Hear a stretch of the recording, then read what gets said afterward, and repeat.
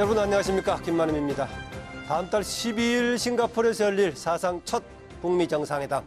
이 정상회담을 앞두고 한반도 상황이 숨가쁘게 전개되고 있습니다. 북한이 남북 고위급 회담 전격 중단을 선언하면서 향후 파장이 주목되는 가운데 과연 북미 간 간극이 좁혀질지 비핵화와 체제 보장, 또 경제 지원의 빅딜이 성사될지가 최대 관건입니다. 이 시간 전문가들 모시고 관련 분야 함께 심도 있게 논의해보겠습니다. 사상 첫 북미 정상회담이 다음 달 12일 싱가포르 개최로 확정되면서 세기의 비핵화 빅딜이 실현될지 전 세계의 이목이 쏠리고 있습니다. 트럼프 정부의 외교안보 양대 축인 존 볼턴 국가안보보좌관과 폼페이오 국무장관이 연일 압박과 회유의 대북 메시지를 보내면서 비핵화 빅딜의 밑그림이 드러나고 있습니다. 국내 정치권은 환영의 뜻을 밝히면서도 온도차를 보입니다. 북미 정상회담은 한미 정상회담에서 열리기 시작한 평화의 문이 활짝 열리는 역사적 계기가 될 것입니다. 미국 정상회담에서 반드시 한반도의 비핵화 핵폐기의 구체적 내용과 김정은으로부터 되돌릴 수 없는 확약을 받아내야 할 것입니다. PBID의 시한을 정하고 북한의 핵무기, 핵물질, 핵기술의 폐기 방법을 확정하고 검증과 사찰의 방법을 확실하게 결정해야 한다. 비핵화에 대한 양측의 의견이 접점을 찾은 것으로 보여 매우 다행입니다. 북미 정상회담 확정을 환영하며 비핵화 검증과 사찰 등 비핵화 실행 로드맵에서 과연 북미 간의 이견이 좁혀질 수 있을지가 최대 관건입니다.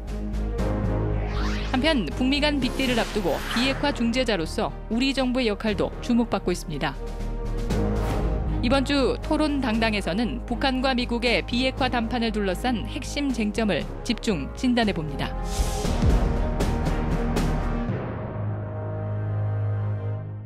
오늘 전문가 네 분과 함께합니다. 전 통일연구원장을 지내셨죠? 건양대 김태우 교수입니다. 네, 세종연구소 홍현익 수석연구위원입니다. 안녕하십니까? 한국군사문제연구원 김열수 안보전략실장입니다. 안녕하세요. 북한대학원대학교 양무진 교수입니다. 반갑습니다. 네, 어서 오십시오.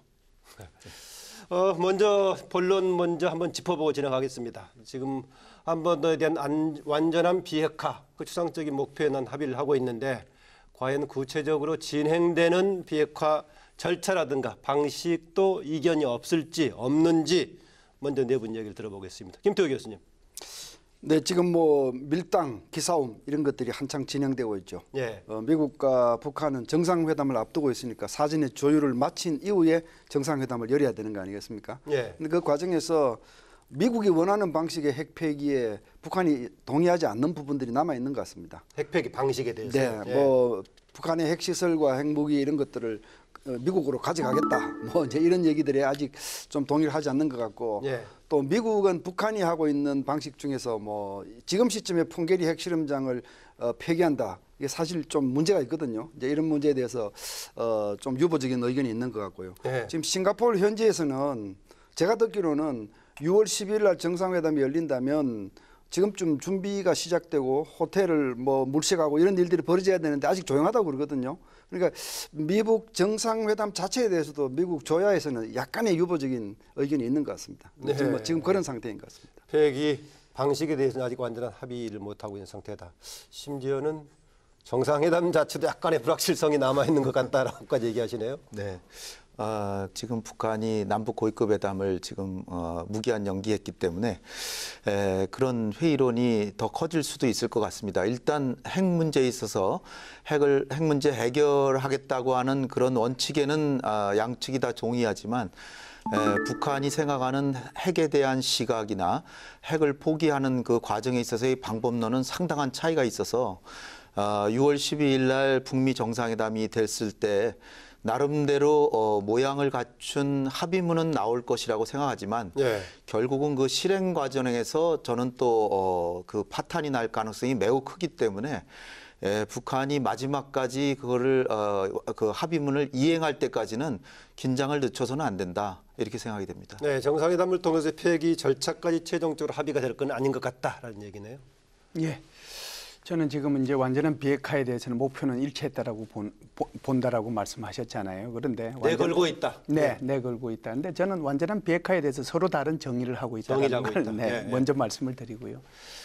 북한하고 미국하고 방법론, 지금 방법론 질문하셨으니까 방법론은 완전히 다르죠. 미국 입장에서 보면 완전히 비핵화 끝나고 난 뒤에 그 다음에 뭘 한번 해보겠다라고 하는 리비아식 뭐 그런 모델을 선호한다라고 하면 북한이 지금 지속적으로 얘기하고 있는 것은 단계적이고 동시적인 그런 비핵화잖아요. 그렇기 때문에 각 단계별로 단계를 이제 몇 단계로 나눌 거냐 그에 따라서 다르겠지만 단계별로 무엇을 이제 미국과 국제사회가 보장해 줄 거냐 거기에 따른 차이점이 분명하게 존재한다라고 봐야죠. 예, 완전한 비핵화도 약간의 서로 다른 개념을 상정하고 있다라는 얘기까지 했습니다. 양 교수님. 이 남북 정상회담 4.27 판문점선언에 있어가지고 비핵화의 개념, 비핵화의 목표 이런 합의했죠. 또 그리고 지금은 이제 개념도 합의가 돼 있다. 그렇죠. 그다음 지금 이제 비핵화의 방법이 있어가지고 저는 북미 간에 큰 입장 차이는 없다 이렇게 생각합니다. 물론 북미 간의 외형상으로는 미국은 선 비핵화 후 체제 보장, 또 북한 입장에서는 동결, 불능화, 또 그리고 폐기 이러한 그 수순을 주장하고 있지만도 그러나 큰 틀에서 서로 원하는 데 있어가지고 북한은 완전한 체제 보장, 미국은 완전한 비핵화 이것을 그 하나의 테이블에 놓고 포괄적으로 합의하고 단지 이행의 부분에 있어서는 이것은 단계적으로 동시적으로 할 수밖에 없다. 그것도 미국도 충분히 이해하고 있다. 그런 측면에서 비핵화의 목표, 비핵화의 방법 이런 차원에서 북미 간의 큰 입장 차이는 없다. 그렇게 생각합니다. 개념부터 정리가 돼 있고 이후에 서로 입장 차이 없다. 위원님 자리 이렇게 쭉 앉았는데 보니까요. 지금 상황에 대한 인식의 스펙트럼이 저 김열수 실장님부터 양무진 교수까지 이렇게 차이가 쫙 양쪽으로 좀 스펙트럼이 있어 보이긴 합니다. 아까 홍경익 박사가 지적을 했었는데요. 바로 그 돌발 변수가 생겼어요. 북한이 그 맥선더 한미연합 공중훈련 이것을 이유로 해가지고 남북 고위급 회담 예정돼 있던 것은 무기 연기를 통보를 했는데 우리 측에서 입장해 봤을 때 또 누가 보더라도 이미 상황이 전개가 되고 있고 알려진 거고 연례적인 연합훈련인데 이미 11일에 시작이 된 거죠. 그런데 갑자기 문제 삼은 의도 또 이걸 어떻게 봐야 될지 김태호 교수님. 예, 뭐 기싸움 밀당의 한 절정점이죠. 예, 지금 맥선더 공군 훈련을 시비한 것은 표면적인 이유고요. 사실은 뭐 북한이 고위급 회담을 하자고 할 때 이미 맥선더 훈련이 시작이 됐더랬어요. 글쎄요, 그렇단 말이죠. 예, 북한이 알고 있는 건데 그건 이제 표면적인 이유일 뿐이고 실제 이유는 양측이 가지고 있는 불만이 지금 상충한 겁니다. 북한 입장에서 보면 미국이 갈수록 요구 수위를 높인다고 불만을 가지고 있을 수가 있어요. 그러니까 완전한 핵 폐기를 합의해 줬더니만 이제는 생물무기, 화학무기 폐기하라 그러고 또 이어서 인권 개선하라 그러고 이건 밑도 끝도 없이 요구하는 거 아니냐 뭐 이런 불만을 가지고 있을 수 있어요. 지금 밀당이 있다는 것은 상당히 아직 합의되지 않는 부분이 있다는 거 아니겠습니까? 지금 실무 접촉에서는 지금 얘기가 되고 있는 거죠. 예. 미국 입장에서는 북한이 여전히 단계적 접근을 원한단 말입니다. 그 단계적 접근이라고 하는 것은 사실 육자회담을 통해서 신물이 나도록 우리 경험한 거거든요. 그러니까 미국 조야에서는 그 받아들일 수 없는 것이고, 그다음에 이제 풍계리 핵실험장 폐기하는 문제, 이게 지금 사실은 어떻게 보면 박수 쳐야 될 일인데 어떻게 보면 사찰을 통해서 많은 것을 알아내야 될 그 현장을 바로 파괴하는 것이기 때문에 이게 사실 이 문제가 미국에서 보기에는 지금 시점과 방식에 대해서 불만을 가지고 있을 거예요. 그러니까 이런 것들이 상충되면서 북한이 한번 기싸움을 시작한 것이다. 저는 그렇게 지금 해석을 하고 있습니다. 양 교수님. 저는 그 기싸움에 대해서는 동의하지 않습니다.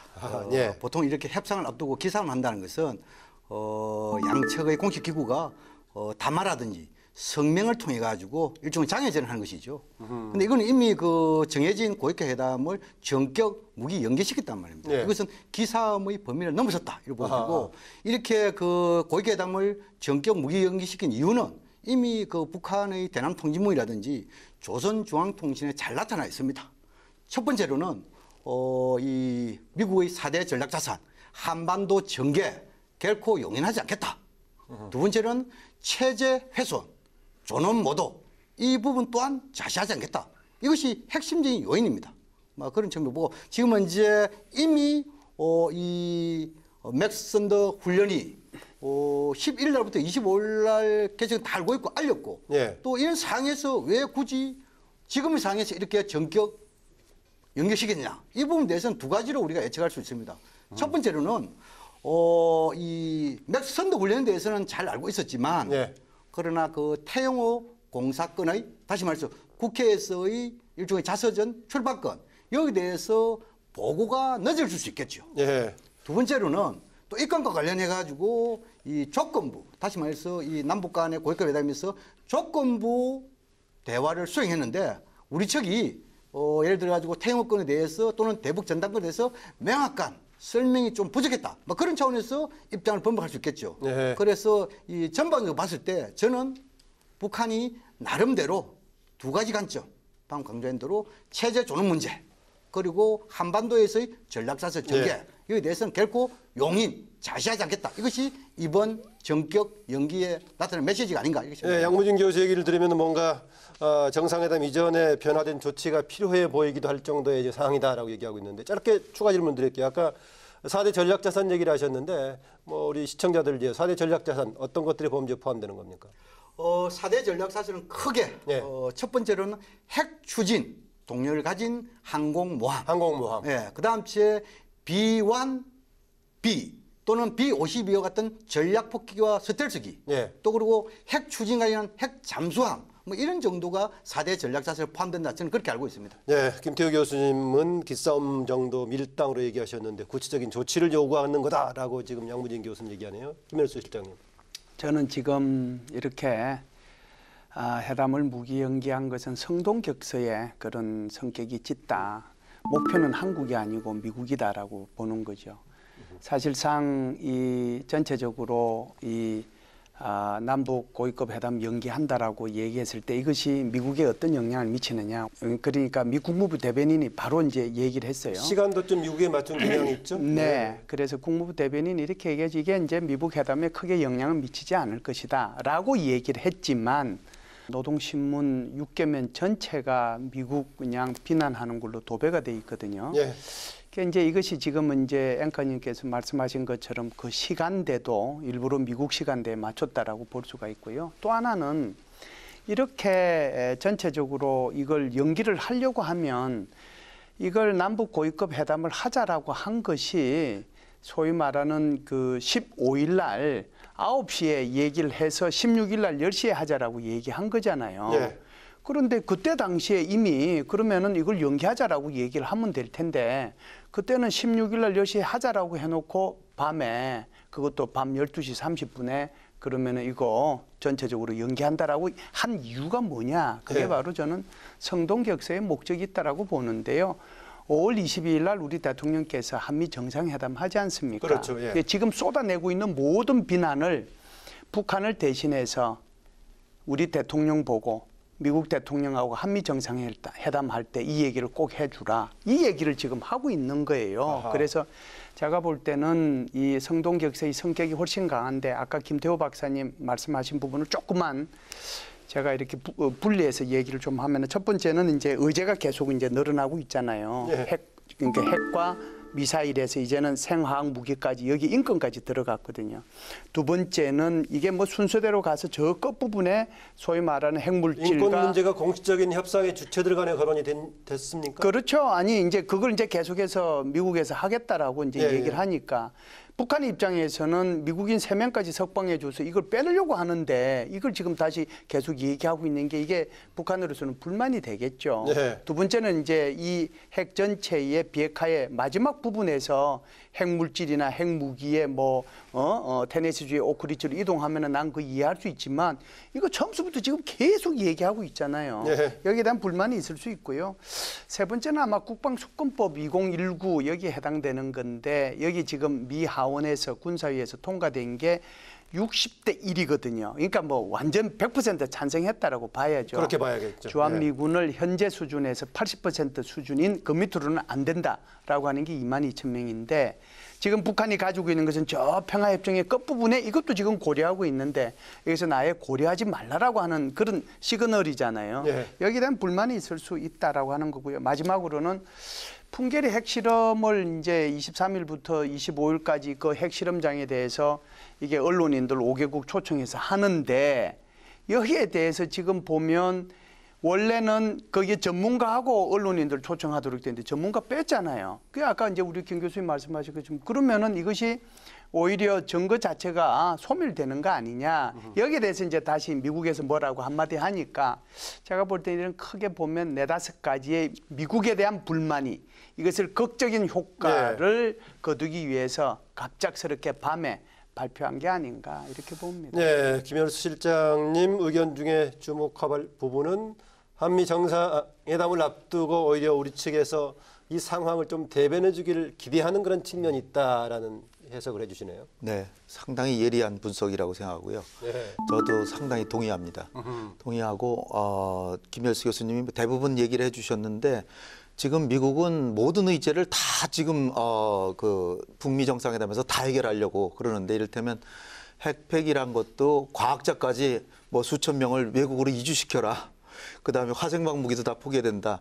그다음에 이제 볼튼 보좌관의 입을 통해서는 일본과 한국의 안보 우려도 고려해서 중단거리 미사일까지도 폐기해라.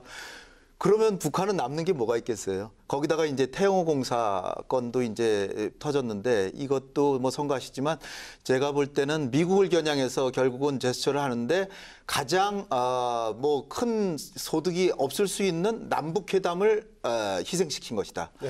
왜냐하면은 북한이 알아버렸어요. 우리 정부하고 약속을 해도 미국이 제재를 해제시켜주지 않으면 아무것도 못한다는 거를 사실은 우리 정부가 좀 더 자율성을 더 키워야지 북한이 우리를 무시 못합니다. 근데 우리가 이를테면은 정부에서 지금 판문점 선언 이후에 판문점 회담 이후에 여러 가지 이제 남북 경협을 구상하고 있지만 실질적으로 북한이 관심을 가지고 그런 거는 전부 제재 이후로 다 밀어놨거든요. 네. 그러니까 6월 12일 날 뭐 회담이 잘 되지 않으면 뭐 아무것도 안 된다라는 걸 북한이 알아버렸기 때문에 우리와의 회담에 이건 뭐 북미 정상회담 이후에도 별 상관없다.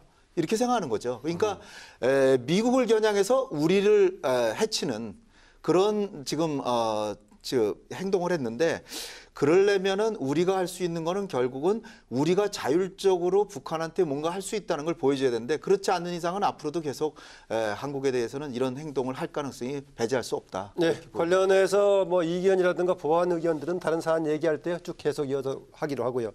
아까 김열수 실장님 이번에 그 존 볼턴이 얘기했던 존 보좌관이 얘기했던 그 얘기 있죠. 이번에 핵폐기 반입 관련을 미국 쪽으로 하겠다. 테네시에 오크리지로 하기로 했던 거. 이것이 기존에 했던 유사한 방식이 있었습니까? 예, 사실은 이제 뭐 전 세계적으로 보면 비핵화하는 여러 가지 이제 모델이 있어요. 예. 모델이 있는데 남아프리카 공화국 모델도 있고 우크라이나 모델도 있고 뭐 여러 가지 이제 모델, 리비아 모델도 있고 파키스탄 모델도 있고 그러는데 아주 간단하게 설명을 드리면 파키스탄 모델은 이제 뭐 군사 공격에서 없애는 거고요. 예. 리비아 모델은 먼저 이제 다 선 핵폐기 다 하고 난 뒤에 그 뒤에 보상해 주는 모델이고요. 남아프리카 공화국 모델 같은 경우는 아무런 보상 없이 제재만 이제 해제해 주는 걸로 이제 끝났고요. 이게 이제 이 우크라이나 모델 같은 경우에는 사실상 뭐 단계별로 사실상 동시적으로 예. 뭐 어떻게 보면 체제 안전 보장까지 서명까지 해가지고 남기는 그런 이제 모델이었는데 지금은 이제 이 볼턴이 얘기하고 있는 모델을 뭘 염두에 두고 있느냐 하면 오히려 우크라이나 모델보다는 그 카자흐스탄과 그 벨로루시 모델을 이제 염두에 두고 있고 리비아 모델을 염두에 두고 있어요. 조금 어려운 말일 수도 있는데. 리비아 모델이라고 하는 것은 우리가 이제 많이 들어서 좀 아시잖아요. 예. 그러니까 전부 다 비핵화 다 끝나고 나면 그 뒤에 이제 뭐 수교도 해주고 이제 그다음에 그 경제 제재도 해제해주는 모델이 이제 그거라고 볼 수 있고요. 예. 카자흐스탄 모델도 이제 그런 거하고 비슷하긴 한데 카자흐스탄 벨라루스 다 뭐 같은 케이스입니까? 그렇죠. 예. 뭐 그 부분은 우크라이나도 마찬가지예요. 소련 해체 이후에 나왔던 그렇죠. 비슷한 방식. 구소련이 해체되면서 사실상 이 세 나라에도 다 핵무기들이 있었거든요. 예. 우크라이나 같은 경우에는 독립되었을 당시에 세계에서 세 번째로 많은 핵무기를 가졌던 나라입니다. 그런데 이제 어찌됐든 카자흐스탄에 있던 그 핵무기, 그다음에 핵시설물, 그다음에 이런 핵물질 이런 것들을 이동을 다 시켰거든요. 그래서 지금은 이제 북한이 가지고 있는 핵물질하고 핵무기 그것도 예. 카자흐스탄처럼 미국의 테네시주에 있는 오크리지로 이동시켜야 된다. 이렇게 이제 지금 주장을 하고 있는 거죠. 예. 그래서 상당 부분 아까 양 교수께서는 많은 부분이 합의가 됐다라고 했었는데 이 단계에서 볼턴이 이 방식, 폐기 절차 방식 또 장소까지 구체적으로 명시한 특별한 의미가 있을까요? 우리가 보통 협상을 하면은 예. 그 핵심적인 의제와 부수적인 의제가 있습니다. 예. 핵심적인 의제라는 것은 미국이 요구하는 것은 완전한 비핵화, 북한이 요구하는 것은 완전한 체제 보장 아니겠습니까? 여기에 무슨 생화학 무기라든지 인권 문제라든지 이것은 핵심적인 부수적인 의제로서 미국도 국내의 목소리가 상당히 많지 않습니까? 그러면 적어도 협상 대표 대통령께서는 국민들 목소리를 무시하고 있기 때문에 예. 이것을 의사소통 차원에서 짚고는 넘어갈 것이다. 저는 그렇게 생각하고요. 예. 그다음 지금 이제 존 볼턴 보좌관이 이야기한 것은 일종의 뭡니까? 북한에는 핵탄두 이런 핵물질 이걸 갖다가 미국으로 이전해가지고 폐기를 시키겠다는 하잖아요. 그것은 뭐냐면 큰들어 봤을 때 첫 번째로는 북한 핵 폐기의 시간을 최대한 단축시키겠다. 단축시키겠다. 그런 목적. 두 번째는 핵 폐기에 있어가지고 미국이 주도하겠다. 그런 전략적 의도가 담겨 있는 것으로 저는 분석을 합니다. 예. 그 단축시키겠다는 말 달리 어떻게 보면은 그 선폐기에 해당되는 것 아니겠습니까? 어떤 면에서는 김태우 교수님. 그게? 지금 이제 절차 문제를 예. 말씀하시는 것 같은데 북한 입장에서 보기에는 뭐 정식으로 합의하고 정식으로 신고한 시설에 대해서 사찰하고 또 검증하고 폐기하고 또 폐기 후 사후 검증하고 뭐 이런 절차를 거치기를 원하지만 기존에 해왔던 절차적으로 일상적인 절차. 예, 미국 입장에서는 그럴 겨를이 없죠. 지금 뭐 특히 이 트럼프 대통령의 개인적인 정치 상황을 보더라도요. 뭐 그 러시아 대선 개입권 때문에 사실 탄핵의 위기가 아직도 사라지지 않고 있고요. 중간 선거도 있고 재선 준비도 해야 될 시기입니다. 그러니까 뭔가 외교적 성과를 거두어야 하기 때문에 미국 입장에서는 뭐 그럴 겨를이 없다. 일단 이제 그렇게 보셔야 되고요. 예. 아까 존 볼턴이 얘기한 것 가지고 뭐 여러 나라 모델을 말씀하셨는데 우리 김열수 교수님 얘기하신 그거 다 합친 것일 거예요. 사실은 남아공 같은 경우는 자진 폐기를 했지만 리비아, 뭐 카자흐스탄, 우크라이나 이런 나라들은 다 회수를 했거든요. 근데 이제 회수 장소가 다 미국이었습니까? 아닙니다. 뭐 저 중앙아시아 국가들은 러시아로 회수를 러시아로 했고요. 회수를 했고요. 예, 이제 예. 우크라이나도 마찬가지고요. 리비아 경우에는 오크리지로 갔는데 예. 여기서 우리가 눈여겨 보셔야 될 것은요. 우크라이나 같은 경우에는 미사일을 설치해놨던 사일로 시멘트 덩어리죠. 그걸 다 부시고 거기다가 흙을 붓고 동산을 만들었고요. 또 핵과 미사일 산업에 종사하던 사람들을 민간 산업으로 조합을 다 바꾸었어요. 그러니까 인적 관리까지 한 거죠. 이게 예. 바로 irreversible, CBD에 들어있는 I, irreversible, 예. 돌이킬 수 없는 핵폐기. 사실 존 볼턴은 그걸 얘기하는 거니까 그 북한 입장에서 보면 전부 다 하라는 거네. 불만이다. 자기들이 생각했던 거하고는 맞지 않는다. 어쩌면 북한은요. 어떤 부분을 포기하고 어떤 부분은 계속 간직하면서 이 불씨를 가지고 있으려고 작정했을 가능성이 높아요. 제가 보기에는. 예. 그래서 이제 아까 화학무기, 생물무기 문제도 미국에서 거론하지만 사실 그게 우리 문제 아닙니까?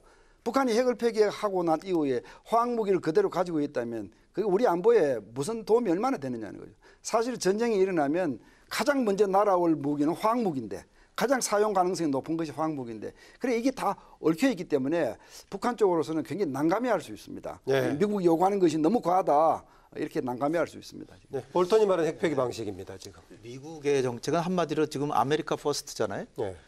그러니까 제일 먼저 미국 국민들을 위협하는 것부터 빨리빨리 해제하자는 거죠. 그러니까 제가 볼 때는 첫 번째가 ICBM입니다. 다른 무엇보다도 ICBM을 먼저 어떻게든 조치를 해서 트럼프가 그 미국 국민들한테 내가 ICBM을 지금 해결했다. 이게 첫 번째고요. 그 ICBM의 경우에는 가시적으로 반입하는 모습도 될 수 있겠네요. ICBM 뭐 핵탄두를 해체시켜 놓든지 핵탄두를 뭐 가져가든지 예. 뭐 가져가겠다는 거 아니에요.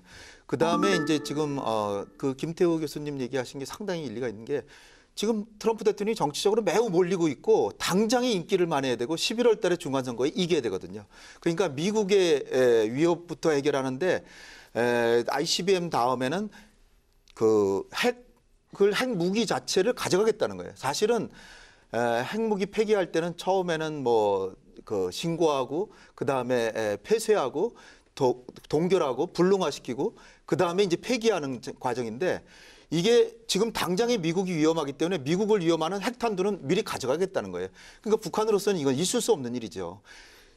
공장부터 다 폐기하고 일단 정지시키고 사찰하면서 사찰도 시간을 끌면서 하다가 마지막에 핵은 미국을 믿을 수 있을 때까지는 갖고 있겠다는 건데. 미국은 그런 방향이고 북한의 입장에서는 그렇죠. 있을 수 없는 일이라면 그러니까, 어떻게 타협이 될까요? 그러니까 제가 굉장히 회의적인 게 아까 처음에 말씀드렸던 게 뭐냐면은 겉보기에는 타협이 된 것 같은데 실제로는 사실은 북한은 사실 핵을 갖고 있는데 타협된 것처럼 보이는 거. 예. 그러니까 핵무기가 20개라 그러면 한 5개 보내주는 거죠. 그리고 5개가 다다. 이렇게 얘기를 하는 거죠. 그 15개는 사실 남아있는 거예요. 그런데 트럼프는 15개는 얘기 안 하고 5개 이렇게 보냈으니까 신빙성 있지 않냐. 그럼 미국 국민들도 트럼프 대통령 대단하다. 아무 대통령도 못한 걸 했다. 그러는데 이제 이 합의된 이후에 나타날 장애물들이 한두 가지가 아니거든요. 지금도 당장에 핵실험장 폐기한다는데 이거 자체는 대가 없이 보상 없이 하니까 굉장히 모범적인 행동이지만 그런데 과학자를 안 초청하잖아요. 그 얘기는 뭘까요? 증거도 인멸하려고 그러고 그리고 자기의 능력을 다 보여주면 미국한테 벌거벗고 협상할 수는 없다. 그러니까 북한하고 미국하고 셈법이 완전히 다르기 때문에 겉보기에는 6월 12일 날 상당하게 나올 겁니다. 제가 보기에도 박수 쳐주고 싶을 정도로 나올지 모르지만 돌아서서 생각하면 야 이거 과연 잘 지켜지겠거나 과연 믿을 수 있을까? 그러니까 서로가 지금 못 믿고 있기 때문에 겉으로는 지도자끼리 못 믿는 문제가 아니라 지금 목표가 다르다는 거 아니에요 지금요? 아니 그러니까 못 믿기도 한 게 근본 문제죠. 그러니까 북한이 진정으로 지금 왜냐하면은 그 원자로만을 가동해서 플루토늄으로만 핵을 생산하면은 그래도 가시적으로 할 수 있는데 고농축 우라늄을 할 수 있고 이런 운동장 하나, 그 체육관 하나에서 1년에 몇 개씩 핵폭탄을 만드는데 그거는 북한이 미국을 진정으로 신뢰하지 않는 이상은 불가능한 거거든요. 따라서 미국 국민이나 전 세계를 향해서 북한의 비핵화를 진짜로 구체적으로 시켰다라고는 6월 12일 날 나오겠지만 과연 그게 믿을 수 있는 건지 그리고 과연 그게 지켜질 것인지에 대해서는 계속해서 우리가 끊임없이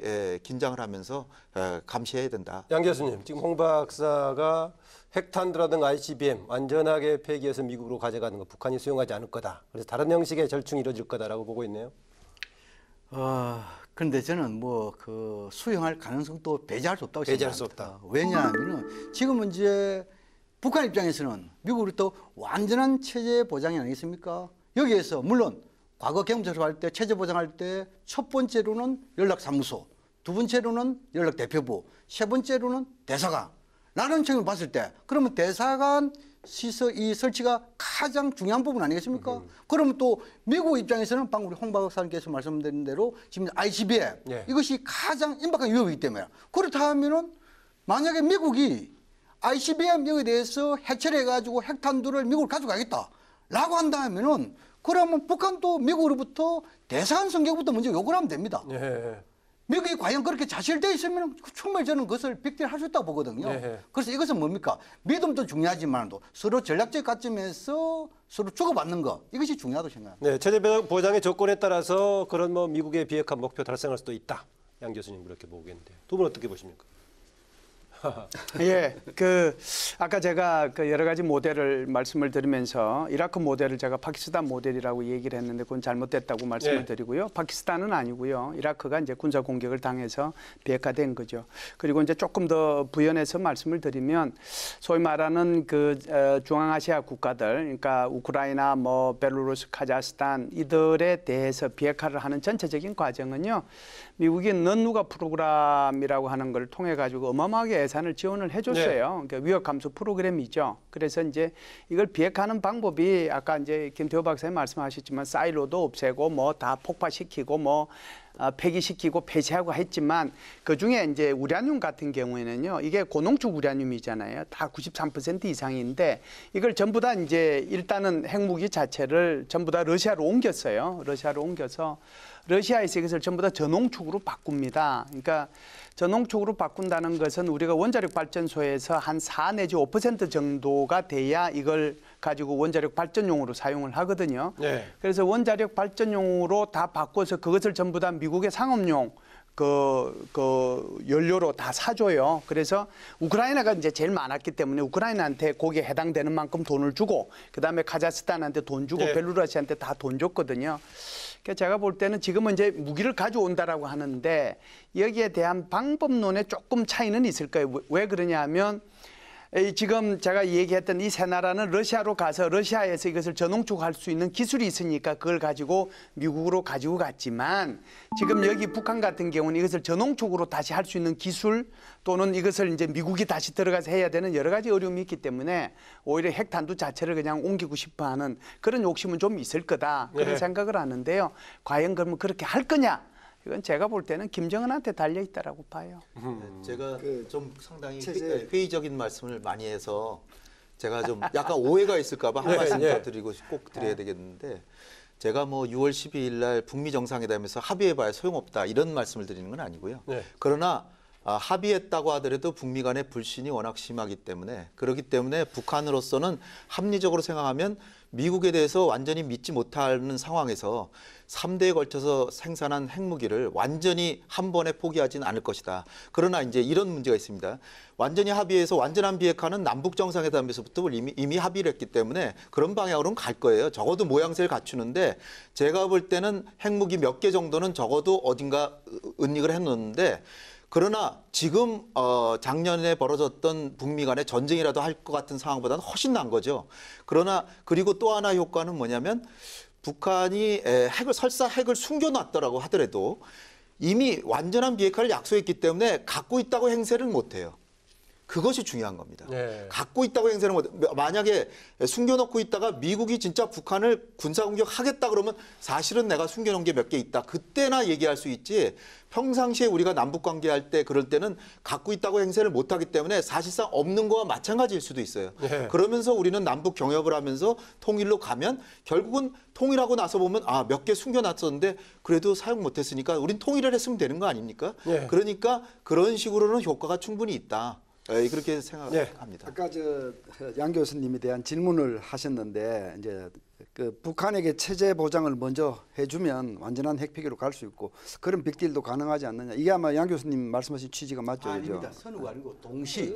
동시. 들어가지고 비핵화와 체제 보장에 대해서 포괄적으로 합의하고 이행해 줬으면 서로 주고받을 동시적 행동이죠. 이제 합의는 동시에 할 수 있는데요. 합의는 동시에 이행은 어차피 이 북한이 핵을 완전히 폐기하는 걸 보고 체제 보장 조치가 취해지는 것이다. 그게 이제 미국이 생각하고 있는 것이다. 이제 이렇게 보잖아요, 우리가 그죠? 그런데 제가 드리고 싶은 질문은요. 북한이 체제 보장, 핵 폐기만으로 선이든 동시든 체제 보장을 요구할 자격이 있는가? 북한이 사실은 6.25 전쟁을 도발한 세력이고요. 그 이후에 지금까지 10,000건이 넘는 도발을 남쪽을 향해서 했고요. 핵 합의 6번을 깨뜨렸습니다. 6번의 핵 합의를 헌신짝처럼 다 깨뜨렸습니다. 지금 북한 입장에서 자꾸 동시를 요구하고 선을 요구하는 것은 제가 보기에는 옳은 방법이 아니라고 봅니다. 이 부분은 양 교수님 짧게 추가하시고 주제 넘어가겠습니다. 협상의 관점에서 도덕, 선악 이것은 상당히 주관적인 관점이거든요. 이것을 만약에 중시한다면 협상이 이루어질 수 없습니다. 그래서 지금 문제는 어차피 비핵화와 체제 보장 협상을 한 이상 상호 체제 존중의 정신, 다시 말해서 역지사지의 자세가 문제 해결의 방법이다. 저는 그렇게 생각합니다. 협상의 단계에서 생각할 부분에 대한 약간의 좀 이견이 있군요. 체제 보장 얘기했는데요. 넓게 봤을 때 체제 보장에 포함될 수도 있고 체제 보장 이상의 지금 경제 번영이 얘기가 되고 있습니다. 지난번에 폼페이오 방북 이후에 나오고 있고요.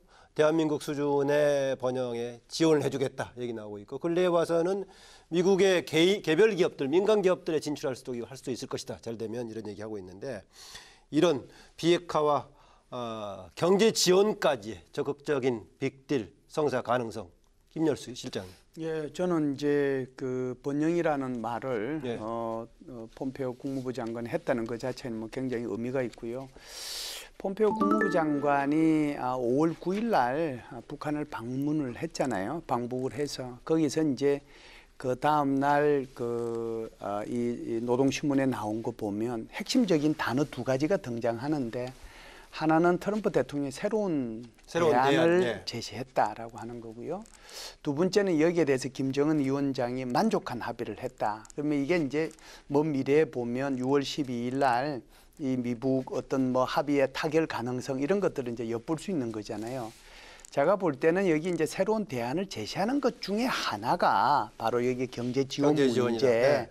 번영의 문제 이런 얘기를 하는데 그럼에도 불구하고 폼페오 국무부장은 철저하게 미국의 세금이 과거에 우크라이나나 카자흐스탄이나 벨루루시에 투입했던 것처럼 미국의 세금이 투입할 일은 없을 것이고 미국의 개인 기업들이 투자할 수 있도록 할 것이며 그렇게 해서 한국만큼 번영이 될 수 있도록 노력하겠다라고 얘기하는 거잖아요. 예, 예. 그런 차원에서 보면은 빅딜의 가능성은 뭐 여전히 있다라고 봐야죠. 네, 미국의 직접적인 미국 세금은 아니겠지만 그런 방향으로 갈 수는 있다라는 정도네요.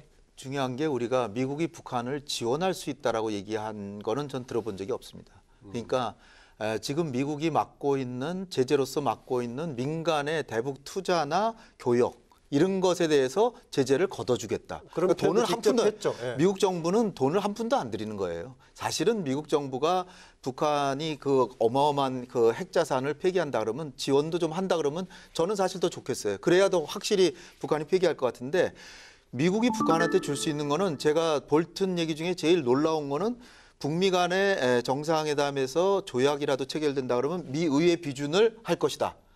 이게 저한테는 제일 와닿았어요. 그래서 혹시 불가침 조약을 체결해줘서 미국 의회의 비준을 받아두는 거 아닌가? 왜냐하면은 김정은이 지난번에 판문점 회담하러 왔을 때도 한 얘기 뭡니까? 11년의 잃어버린 세월을 얘기하면서 남북 간의 정상끼리 14 공동선언을 했는데 결국은 11년 동안 지키지 않았다. 남한이.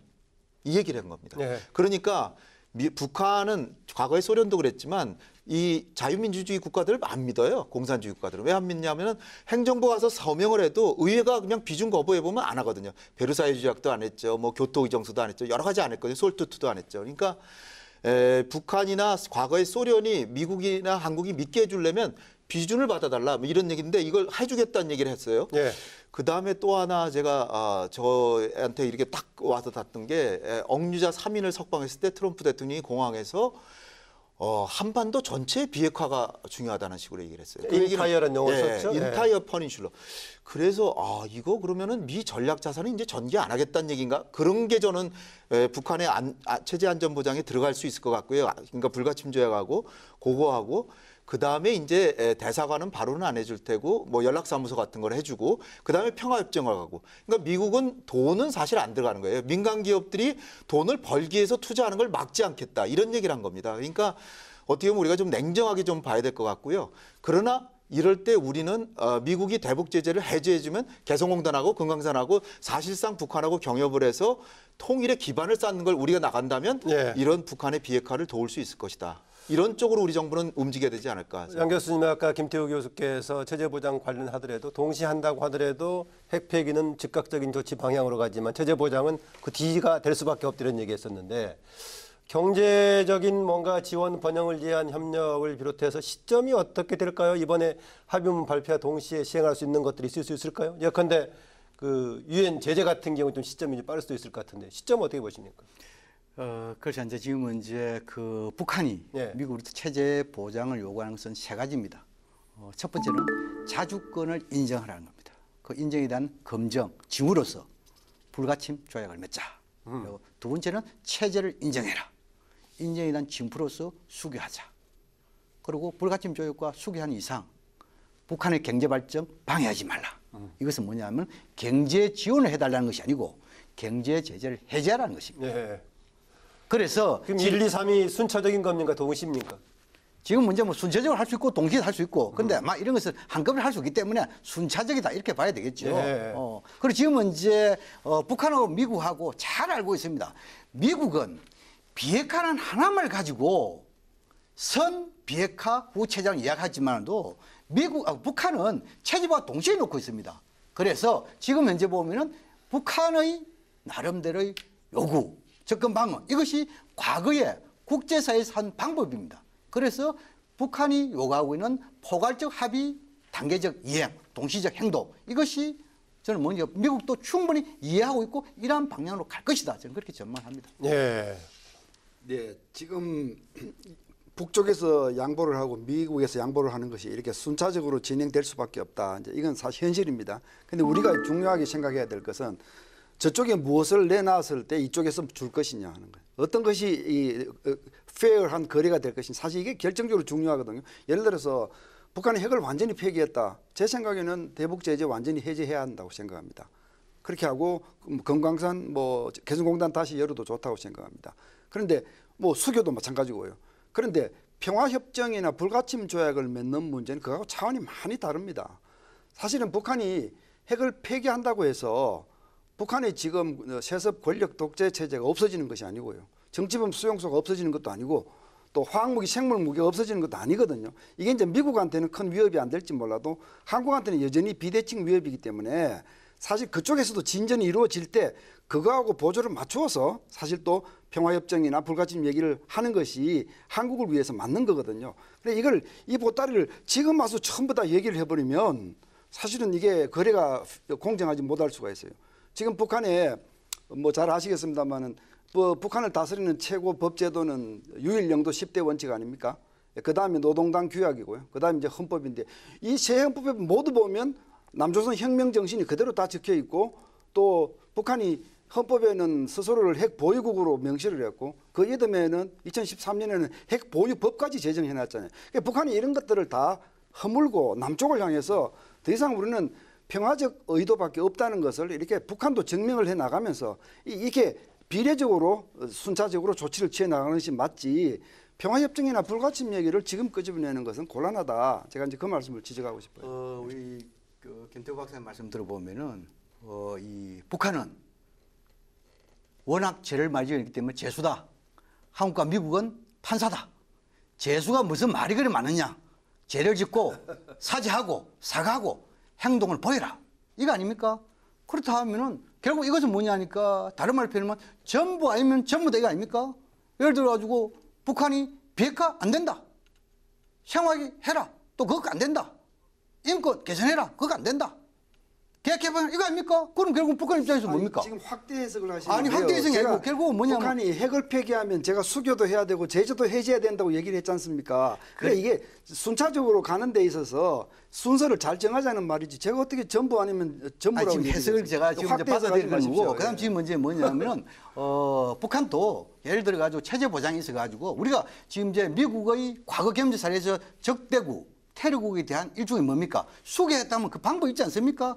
한참에 처음부터 대사관 시선을 봤습니까? 없잖아요. 그러나 북한도 마찬가지잖아요. 네. 그래서 지금 이런 것을 순차적으로 네. 하나하나 풀어가자는 것이 지금 이제 북미 간에 어느 정도 접점을 찾은 부분이다. 저는 그렇게 네, 생각합니다. 그 부분은 좀 이견이 좀 남아 있는 것 같은데요. 좀 뭐 여기 이 자리에서 완전히 입장의 합의를 도출할 수는 없으니까는. 제가 좀 건의드리고 싶은 거는 제재 있잖아요. 제재를 지금까지 미국의 볼튼이라든지 폼페오나 트럼프 세 지도자가 다 완전한 비핵화되기 전엔 제재를 해제하거나 완화조차도 할 수 없다 이랬는데 제재에 대해서 약간의 융통성을 보여야 될 것 같아요. 제재도 탄력적으로 운영해서 북한이 이번에 완전히 비핵화하겠다 그러고 뭐 완료 시점도 정하고 상당한 뭐 동결시키고 사찰단 받고 이런 정도로 가면 제재가 열이라면 한 2개 정도는 해제해주고 네. 만약에 다시 또 도발하거나 하면 다시 하고 네. 그래서 스냅백이라는 그 제도가 있거든요. 이란에는 이미 적용돼 있는데 이거를 채용해서 제재 문제를 상당히 어떻게 보면 수단으로 잘 활용하면은 유용할 수 있거든요. 근데 네. 너무나 OX 완전히 비핵화돼야 제재 완화를 한다. 이런 알겠습니다. 식으로 하면은 북한이 안 할 것 같은. 진도 그런 좀 우려가 나가야겠습니다. 진도 나가야겠는데요. 다음은 연결이 다 돼 있긴 합니다만요. 아까 초반에서도 대체로 합의 정도는 6월 12일 날 6.12 북미 정상회담 자체에서는 뭐 성공적으로 했다는 결과가 나올 것이다. 그러나 상당 부분 추상적인 것도 있을 거고 이후에 이행 과정의 문제일 거다는 것인데 그럼에도 불구하고 어느 정도 구체적으로 합의문에 명시적으로 포함돼야 될지. 예, 김 실장님. 네, 제가 볼 때는요, 크게 뭐 한 3개 정도 들어가면 되지 않겠느냐. CBID 들어가면 좋겠다. 그러니까 완전하고 검증 가능하고 되돌릴 수 없는 완전한 비핵화라고 하는 것이 들어갔으면 좋겠다라고. 불가역이란 말에도 아까 김태우 교수님처럼 인적인 자원의 문제까지도 완전히 포함할 수도 있고 아닐 수도 있고 그것도 여지가 있는 거 아니겠습니까?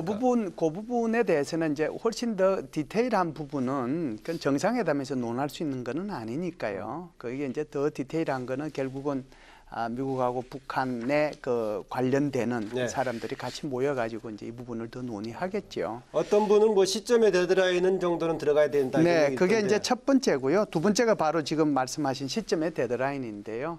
늦어도 2020년 뭐 여름 또는 가을까지 완전한 비핵화를 이룩한다라고 네. 하는 것이 들어갔으면 좋겠고요. 세 번째는 이제 사찰 및 검증인데요. 사찰 및 검증은 이게 이제 굉장히 복잡하고 아까 이제 또 저기 우리 홍 박사님 비롯해서 다른 분들도 얘기하는 거고 하는 건데 사실상 악마의 디테일이 숨어 있잖아요. 네. 그래서 사찰이 북한이 신고한 부분만 사찰을 할 건가 또 사찰을 할 때 IAEA만 갈 건가 뭐 사람도 별로 없는데 그랬을 때 사찰을 누가 할 건지 주체의 문제와 사찰의 대상 네. 여기에 대해서 조금 포괄적으로 돼야 아마 그 부분이 좀 들어가야 되지 않겠는가. 네. 그리고 나서 이제 마지막 반대급부로 북한이 얘기하고 있는 체제에 대한 보장 그 문제가 좀 들어가면 제가 볼 때는 만족한 합의가 되지 않겠는가. 3대 1 정도로 들어가네요. 네, 그 정도 들어가는 네, 거죠. 김태우 교수님. 네, 네. 예, 뭐 저도 뭐 공감합니다. 이제 다만 북한 쪽에서도 약간의 딜레마가 있어요. 사실 이제 북한이 개혁 개방하고 좋은 체제로 바뀌고 남북한이 공존하고 상생하는 이게 사실 우리 모두의 소망 아니겠습니까? 네.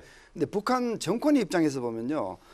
핵을 가지고 있으면 뭐 국제사회로부터 제재를 받고 뭐 참 어려움이 많았죠. 뭐 그래서 지금 협상에 나온 부분이 있지 않습니까? 그죠? 그런데 핵을 폐기하고 개혁 개방하고 뭐 잘 살게 되면 그것이 북한 정권이 안전하냐 하는 문제가 있죠. 사실 그래서 대한민국이나 국제사회가 북한에게 이 번영의 길을 열어주어도 북한 정권이 과연 얼마나 수용할 수 있는가 하는 문제도 또 있기 때문에 참 복잡한 문제 같습니다. 네, 홍 박사님. 네, 김열수 박사님 세 가지 아주 정확하게 저랑 거의 일치하고요. 그러니까 합리적인 완료 시점을 명기할 수 있느냐 없느냐. 그 다음에 불시 사찰을 받을 것이냐. 저는 제일 중요하고도 핵심이 신고하고 검증을 임의 사찰을 받느냐. 그러니까 미국이 보고 싶다 그러면 거기를 보여줄 수 있느냐. 그것만 바뀌면 무조건 성공이라고 보고요. 네. 그다음에 완료 시점은 근데 좀 합리적으로 해야 되고 세 번째는 거꾸로 미국도 어느 정도 북한이 핵 없이도 체제 안전 보장 할 수 있다라고 자신감을 가질 수 있는 걸 줘야 되는데 그걸 안 주고 너무 우격다짐을 하면 또 기만적으로 나올 겁니다. 그러니까 우격다짐으로 안 나올 수 있을 정도로 제재도 완화해줘서 남북 경협도 하게 해주고 이렇게 해서 이게 양쪽이 더 교환이 합리적인 교환이 되는 그런 게 되면은 아 이건 지켜질 수 있겠구나 이렇게 생각했습니다. 네, 내용상으로 봤을 때는 1대1이 될지 모르겠는데 항목으로 보니까 김열수 교수님 얘기한 대로 비핵화 관련된 게 3개, 체제 보장된 게 하나네요. 양 교수님? 뭐 체제 보장도 단계를 나누면 많이 있지요. 많이 있겠죠. 예. 체제 보장 속에 어마어마한 내용들이 들어가죠. 예, 그래서 저는 그래서 구체적으로 조금 더 체제 보장 관련된 구체적으로 내용이 들어갈 만하냐 그 말입니다. 그렇죠. 충분히 뭐 근데 정상회담이기 때문에 담을 이 합의서는 한계가 있지 않습니까? 예. 그래서 큰 원칙과 방향. 다시 말해서 판문점 선언에서 완전한 비핵화, 한반도 비핵화 이에 대해서 합의를 했잖아요. 예. 이 부분에 대해서 재확인하는 그런 게 필요하겠죠. 방금 먼저 CVID 이렇게 이야기했잖아요. 예. 그럼 뭐 그다음 주에 구체적으로 신고, 사찰, 검증 이 부분에 대해서는 좀 더 명확하게 더 나아가서 비핵화 체제 보장에 대한 시간을 최대한 단축시키는 예. 이러한 뭔가 문구가 들어가야 되고 그다음에 이러한 그 합의서를 이행할 수 있는 기구 이것을 만들어내는 거. 더 나아가서 차기 북미 정상회담의 날짜 정도 잡는다 하면 저는 의미 있고 성과 있는 북미 정상회담이 될 것이다. 그렇게 분석합니다. 네. 체제 보장에는 아무래도 이제 그 종전선언과 관련된 내용이 들어갈 거고요. 불가침 협정과 네. 관련된 내용이 들어갈 거고 최종적으로는 이제 뭐 북한하고 미국하고 수교 문제 이게 들어가면서 이제 맨 마지막으로 이제 평화협정이라는 말이 나오겠죠. 예, 그러니까 예, 이제 예. 체제 보장이라는 말 속에 이렇게 크게 보면 한 4가지가 들어가는 거고 여기에 이제 뭐 예를 들면은 경제적 지원 문제라든지 지금 제재에 대한 뭐 해제라든지 하는 것은 북한이 정말 그 아까 제가 말씀드린 3가지 조건만 충족하면 못 줄 게 뭐 있습니까? 우리 네. 한국은 또 못 줄 게 뭐 있어요. 예. 그래서 네. 지금 우리가 얘기 안 한 것 중에 하나 중에 중요한 게 사실은 북한이 완전한 비핵화를 한다는 거잖아요. 그럴 때 완전히 북한이 비핵화를 하면 핵우산이 없는 거예요, 북한도. 네. 우리는 있잖아요. 거기에 대한 상호주의가 필요합니다. 이를테면 중국이나 러시아가 해구산을 씌워줘도 좋다든지 아니면 한국에게도 해구산을 걷든지. 근데 한국에서 해구산을 걷으면 중국과 러시아도 핵보유국이기 때문에 우리가 또 안보 딜레마를 겪을 수 있으니까 차라리 우리가 미국의 해구산은 계속 쓰면서 중국과 러시아도 비핵화된 북한에 해구산을 씌워줘라. 예. 이런 거 정도의 북한의 합리적인 안보 우려가 고려돼야 된다고 봅니다. 예, 아까 지금 김열수 교수께서 종전선언 평화협정 얘기가 나왔습니다만은 한때 보도에서 6월 12일 날 북미 정상회담에 김정은의 후견 인격인 시진핑 역시 가는 거 아니냐라고 일본 신문에서 보도가 된 적도 있었는데요. 어쨌든 간에 동시점은 아닌데도 이후에 진행되는 과정은 3국 또는 4국, 3자 또는 4자의 회담을 통해서 종전선언 아니면은 평화협정까지 이행하는 이런 과정 논의가 될 수밖에 없을 것 같기도 한데 진행이 좀 잘 될 것 같습니까? 어떻습니까? 종전선언은 뭐 저도 환영합니다. 네. 예. 그런데 평화협정 불가침 이런 얘기를 만약 합의문에 집어넣는다면 저는 트럼프 대통령이 대단히 성급한 짓을 했다라고 평가할 겁니다. 네. 평화협정이나 불가침 조약 이런 게 맺어지면요. 북한을 목표로 삼는 한미 동맹이 존재할 수 없죠. 이론적으로. 그리고 주한미군도 존재할 명분을 상당히 잃어버리고 유엔 사령부도 마찬가지고요. 평화협정 단위로 가려면 많은 선행 조치가 필요하다라고 보시군요. 남북이 서로 전쟁을 하거나 충돌할 이유가 없는 것이 명확하게 보일 때 하는 것이지 그걸 만약에 이번 미국 정상회담 합의문에 집어넣는다면 저는 트럼프 대통령을 비판할 겁니다. 당신이 정치적 이해관계 외교적 성과를 거두기 위해서 성급하게 한 것이다. 저는 그렇게 평가할 겁니다. 네, 종전선언은 동의하지만은 평화협정은 다른 차원의 문제다라고 얘기하시네요. 이미 이 판전선언에 있어가지고 연내 3자 또는 4자 네. 종전선언을 하고 연내 평화협정 논의 추진한다 되어 있지 않습니까? 논의는 한다는 거죠. 그렇죠. 네. 협정을 같이 한다는 것은 아니고. 네. 근데 지금 이제 3자, 4자 이 부분에 대해서는 논란이 있을 수 있습니다. 근데 이것이 종전선언 하나만 두고 올 때는 이건 뭐 3자가 하든 4자는 큰 상관이 없습니다. 그러나 이것이 종전선언과 평화협정 이 추진이 서로 연동되어 있다 하면 이것은 저는 4자 우선론이 맞다. 당사자가 있기 때문에. 그렇죠. 네. 그래서 지금은 이제 너무 우리가 또는 미국에서 이 중국의 개입 이것을 차단하기 위해서 3자로 고집한다면 우리는 뭡니까? 한반도 영구한 평화정책이 중요하지 않습니까? 그런 차원에서 볼 때 4자 우선으로 종전선언과 평화협정 추진이 가도록 해야 된다 이렇게 생각되고 그다음 지금 이제 우리 김대호 박사께서 평화협정 이 부분 돼 가지고 만약에 하게 되면은 지금 이제 뭐 한미동맹이라든지 주한미군이라든지 이 부분에서 상당히 어려움이 있을 수 있다 이렇게 이야기하는데 물론 어려움이 있을 수 있습니다. 현재의 단계로 봤을 때 지금은 이제 한미군사훈련이라든지 주한미군 이런 부분에 대해서는 김정은 위원장이 용인할 수 있다는 것을 몇 차례 언급하지 않았습니까? 이 부분 또 뭐냐면 확고한 상태에서 평화협정 추진하면 큰 문제는 없을 것이다. 이걸 생각합니다. 네. 제가 볼 때는 이제 김정은 위원장이 시진핑 주석을 2번이나 만났기 때문에 북한도 3자를 원했지만 4자 쪽으로 이제 가는 것 같고요. 우리 문재인 대통령도 리커창 총리 일본에서 만나서 종전선언부터 4자로 하는 걸로 대체로 저는 암묵적으로 합의가 된 게 아닌가 싶고요. 근데 이제 종전선언을 하고 평화협정을 체결하는데 굉장히 시간이 길면 어정쩡한 상태가 오래되는데 가능한 그 기간을 그렇게 오래 할 필요는 없다. 근데 김태우 교수님 얘기하신 것처럼 이게 한미동맹에 영향을 준다라고 그러면 상당히 우리가 조심해야 되고요. 근데 평화협정을 체결하는 거는 그 전제 조건이 뭐냐면은 유엔사는 해체가 됩니다. 제가 볼 땐 유엔사는 해체가 되는데 한미동맹은 다른 한미동맹조약에 의해서 주한미군이 있고 하는 거기 때문에 이거는 별도의 문제로 생각을 해야 되는데 그럼에도 불구하고 지금 미국의 움직임이나 보면 지금 28,500명인데 22,000명 정도로 뭐 몇천 명을 줄인다든지 약간의 조정은 할 수 있다. 그러나 평화협정 체결할 때 한미동맹 자체가 크게 바뀐다든지 하면은 굉장한 정치적 부담이 있고 우리 안보에도 상당히 심각한 우려가 존재하니까 굉장히 신중해야 된다 이렇게 생각합니다. 네, 김열수 교수님은요. 종전선언은 해야 되는 거고요. 종전선언은 아까도 우리 양무정 교수께서 말씀하셨지만 판문점 선언을 통해 가지고 올해 내로 종전선언 한다고 그랬잖아요. 그렇기 때문에 제가 볼 때는 6월 12일 날 그렇게 해서 뭐 그 안에 제가 볼 때는 뭐 들어갈 것 같고요. 그러면 이제 언제 종전선언을 하느냐 하는 문제가 있는데 제가 볼 때는 미국하고 북한하고 잔치상에 거기에 지금 시진핑이가 들러리 서로 갈 일은 저는 없다라고 봐요. 그렇기 때문에 만일 이제 남북미 3자의 종전선언을 하면 우리 대통령께서는 아마 가실 겁니다. 그렇게 해서 종전선언이 되는데 제가 볼 때는 그 날짜가 택해지지 않을 거고 오히려 다른 날짜가 그게 뭐 7월 27일도 좋고 또는 뭐 다른 날짜 그러니까 트럼프 대통령이 평양을 가고 싶다고 그랬으니까 다른 날짜를 통해 가지고 종전선언을 할 가능성은 있죠. 네. 오늘 뭐 사안에 따라 굉장히 치열하게 논쟁도 하게 됐었는데요. 앞으로 또 몇 시간 다룰 수 있을 것 같은데 오늘 여기서 좀 마무리해야 할 것 같습니다. 마지막으로 한 30초 정도씩 네 분께 마지막 발언 기회를 드리겠습니다. 이제 북미회담 끝나면은 원래 예정된 대로 우리 국회에서 비준 논의가 이제 부상이 될 거고요.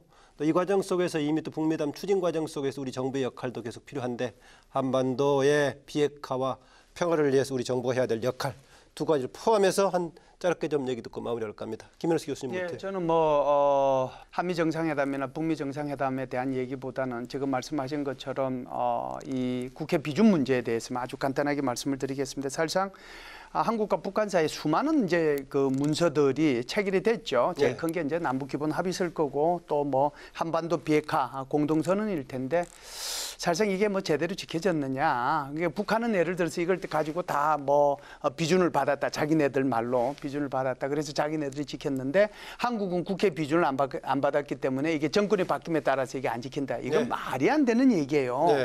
무슨 얘기냐면 한국이 국회에서 비준을 받느냐 안 받느냐 하는 것은 우리는 이걸 다 지켜왔는데 사실상 그 비준 받고 안 받고 하는 게 뭐 그렇게 중요하냐.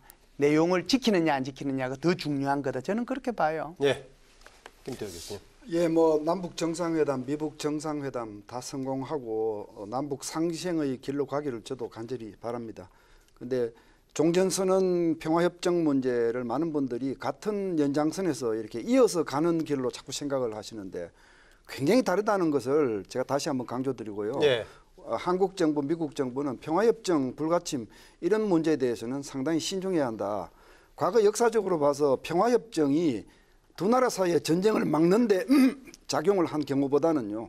상대방의 무장을 해제하고 전쟁을 일으키는 출발선이 된 경우가 훨씬 많습니다. 그러니까 이 부분은 그 길을 가되 신중하게 가달라 그런 말씀 꼭 드리고 싶어요. 네, 홍 박사님.